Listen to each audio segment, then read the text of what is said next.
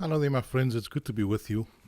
I want to highlight a particular point, and that is precision in understanding and reading the Quran.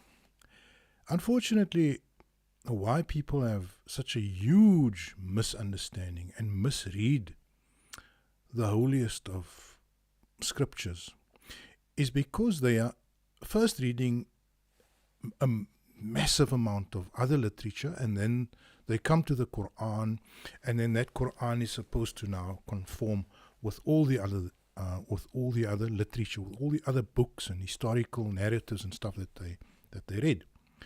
The fact, of course, is that the oldest Islamic text, the oldest text that is associated with what we know as the religion of Islam today, the most ancient text, by far, not even by a small margin, is the Qur'an. Why would we go and take texts and literature that arrived on the scene 200 or 300, 2 centuries later, through which to read the Qur'an? Why would we take a book that is written 200 years after the Qur'an with which to understand the Qur'an? What we should be doing is we should be taking older texts, like we should be looking at ancient Arabic poetry. Doesn't that make sense? And looking at those ancient pre-Islamic poetry and quatrains, or whatever remains of those times before the Qur'an, and we should be reading the Qur'an with that terminology in mind. So if we come across a particular word in the Qur'an, we would refer it back to that Arabic. The problem is that the Muslims now have a particular meaning which they created 200 years later, and now they read the Qur'an with that meaning. It's almost like the country of Israel. You see, so Bani Israel is nothing to do with the people that are occupying and colonizing Israel today. Those people are European people. They are blue-eyed, very, very white-skinned people that come from Poland and from Russia. And it would be very difficult to, in fact, trace any sort of Semitic roots back to those people. But yet the Muslims have now clearly placed the Bani Israel in the same sort of understanding, mental framework as the Israelites, as the Israelis. So the Israelites have become the Israelis. And that's just one example. But that's not where I want to go really with this. I want to take a particular word, and that is the word dhikr. It's a very short word, very, very short word. It's just the word zal, kaf, ra. And I want to give you how I arrive at the meaning of this word. Now, this word in Arabic, it comes in various forms. Dhikr can be partially. It could mean to commit to memory.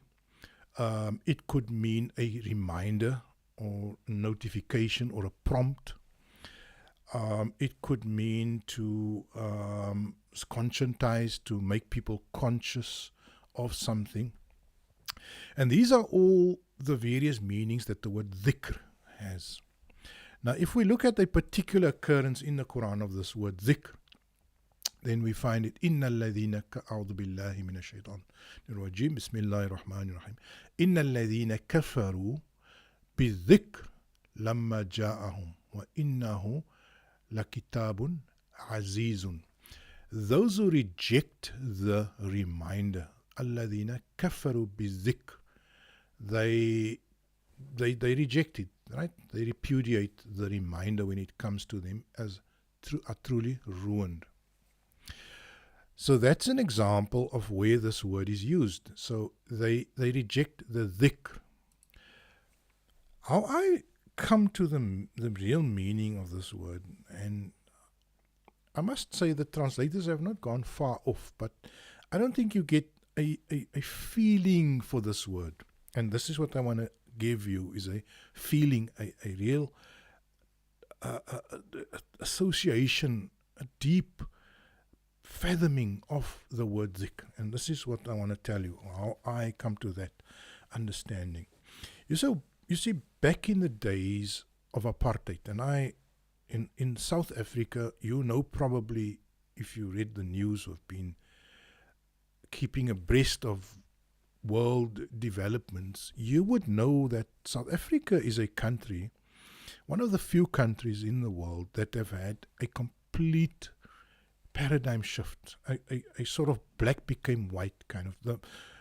I don't know how many countries have had such a huge paradigm shift. And to equate it to maybe another example, it would be as if Israel, as a Zionist country, tomorrow stopped existing, and where the Palestinians really become the leading political force within that country. And I'm not saying the change is complete and it is all pervasive, but I think at least in terms of the identity of the country, South Africa has had one of the biggest transformations that any country, maybe the Soviet Union, maybe Russia, but I do believe that South Africa's transformation is bigger because you see, Russia only had a political transformation. South Africa had an ethnic and a cultural transformation all in one. Now, why am I mentioning South Africa? You see, before the massive transformation of South Africa, I was in the camp of those who fought against the status quo. There was a status quo, the way the media operated, the way everything operated, the word on the street, the word at the workplace. It was all in favor of the system. And believe it or not, most people that I knew during apartheid were fairly complacent or fairly okay with the apartheid system. I traveled on the train, I was on public transport, I was I worked for government as a teacher then. I had my colleagues at the school, and it might be hard to think about it now, but most of my colleagues were okay with the system. Most of the people on the train, in the metro, coming to work every day, they seemed to be okay with the apartheid system. Most of the people, wherever you, in public areas, public spaces, they seem to be okay, from at least where I come from. I come from the southern city, Cape Town. And our job, those of us who were activists, those of us who were fomenting change, those of us who wanted the injustice, the apartheid system to end, our target was the middle class people, were those people who were complacent, not the poorest of the poor. Believe me, those who were in the townships languishing in poverty, having hardly anything to eat, having no job, being treated like worse than white people treated the animals. They hated the system. They hated apartheid, right? They were banished to the impoverished zones which were at the outer fringes of the city. But those who were okay, those who benefited from the system, the middle class, they were fine. They were okay. They were going to go along with it for as long as they could. And they were really the target of our information campaigns. I haven't lost the train of thought here, by the way. So we come to this word dhikr, right? This word dhikr in the Qur'an. There was a word that we used at the time, and that was the word conscientize. Now you go to any Marxist book or literature, you go to Mein Kampf, and you see this word will surface. You see, in any revolutionary talk, in any underground operation where you are trying to transform and change society, this word conscientizing will come up. And this word was front and center. I mean, our main aim was not to kill whites. That was never our plan. I mean, we didn't engage in that kind of thing. Our aim was to conscientize the people or the masses.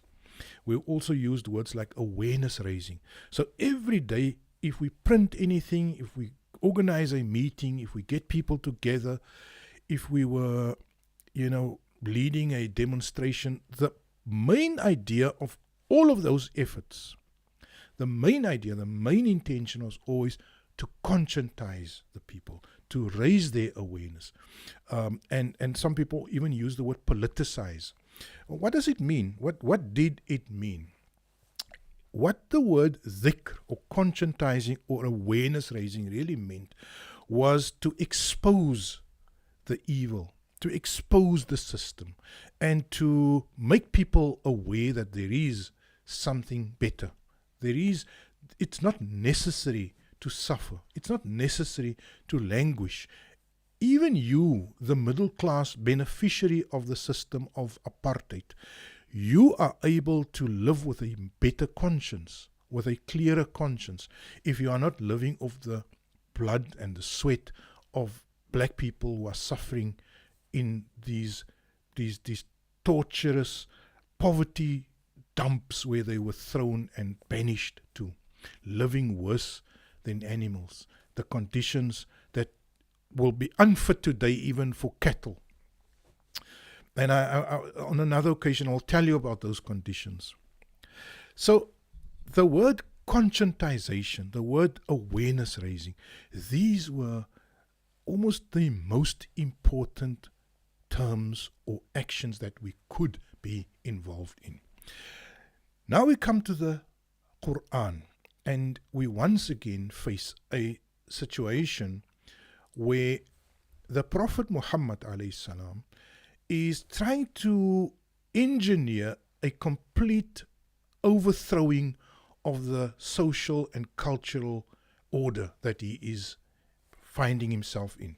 Now, that cultural order is a cultural order in which slaves are at the bottom of the pyramid, where the wealthy are at the top and have no prospect of being displaced or being taken out from those positions of power, where money gives you, right to life, a right to dignity, a right to respect, and where poverty dooms you, not only you, but also your children and your descendants, to a life of degradation, poverty, neglect, suffering, disease, humiliation. And that society that this prophet, this man Muhammad alayhi salam, arrives and is commissioned in to undertake his revolution, his overthrowing of the evil and the corrupt system that the aristocracy and that the elite had put in place. He now comes, and one of the key words in the Qur'an is this word dhikr. And it is not just the word dhikr when referred to as the Qur'an, but also yatazakkarun is to raise the awareness. Mudhakkir, lasta alayhim, this word mudhakkir, that is refers to the one who raises the consciousness of the people. And the Prophet is called the mudhakkir. All those revolutionaries around him are called the mudhakkirin. They are those who are there to wake up the masses, to make them conscious of the evil. Because the opposite of being a person who has become conscious, or a yatazakkar, a person who is mutadhakkir, who is conscientized, who is enlightened, the opposite of that is the ghafilun. Now the ghafilun, also a common word in the Quran, is a word in the Quran that is used in a derogative way. To be of the ghafilun means to be of those who are caught in oblivion, caught in being disconnected from reality, being ignorant, right? But the word ghafil or ghafala means more to be oblivious, to be unaware, to be unconscious, to be sleepwalking. And so this word fadhakkir, inna fa'ati dhikra, the mission of those who advance this message is to dhikr, is to conscientize, to take the blinkers off people, take the blindfolds off people, and to make them see what is going on around them, and to make them aware and alert to their situation. In the military, I think I've heard the word to give them situational awareness. Some of them will experience that personal emancipation, but some of them will see the truth, but will then decide that this is not for me. If I follow this route, my privilege, my existence is in jeopardy. إِنَّ الَّذِينَ كَفَرُوا بِالذِّكْرِ. And then you get the emergence of a people that the Qur'an refers to as the kuffar. The kafir is he who has been given a dhikr, who has actually been emancipated in terms of knowing his situation and being aware of the system that is visiting injustice upon him, and squalor and suffering and misery and torture on many other members of society. He sees it, and then he decides consciously to defend that system. That is what we call a kafir. So my brothers and sisters, what I'm doing is I'm trying to let you in on to touch and feel the meanings of the Mus'haf of the Qur'an, and not just see it as, dhikr has been watered down. The word dhikr is like just remembering Allah. But yes, there is dhikrullah, but dhikrullah is a concept related but not identical to the word dhikr. Dhikr on its own means awareness, consciousness, understanding, taking the mask off the system and the mask off my own eyes. But dhikrullah now means to become aware of God, to have awareness of the Creator, of His power, of His assistance, of His protection. And so dhikrullah is a development on the word dhikr. And to close off, that is why the word the Qur'an is often referred to as the dhikr. The Qur'an in many places is called the dhikr, or the container of the dhikr. Now, why did Allah not call the Qur'an dhil ilm, the book of knowledge, the container of knowledge? That is because the purpose of the Qur'an is not to answer. The Qur'an is not an information dump. It is not a knowledge repository. The Qur'an is a prompter. It is a book that prompts people. It raises certain important issues and offers direction on those issues, whether it's a family matter, whether it is a dietary matter, whether it is a matter of self-defense, whether it is a matter of structuring society. The Qur'an offers certain clear directives, but most of the time the Qur'an is more of a book that prompts people, that raises the important issues, and then allows people to confirm or to settle into a rational and a beneficial answer to those questions. Like the word ma'aruf is often used in the Quran. When it doesn't want to give detail, it just says, do it in a way that is fair and just and in line with what is acceptable. The word of ma'aruf. So my brothers and sisters, what I wanted to do in this short video, turned out not to be that short, was to say to you that we need to develop precision in language. We need to put the Quran first when it comes to wording and not last. And that is how we will get back to feeling that meaning in the Quran. When Allah says, well, Quran the dhikr, then we know now it means this is an instrument of intellectual awareness raising. This is an instrument of conscientizing the masses. This is an instrument of dropping the masks of the corrupt and evil system. It's an instrument, and the instrument is part of the process of emancipating the people. And I hope that makes at least that one word clear. Alhamdulillah.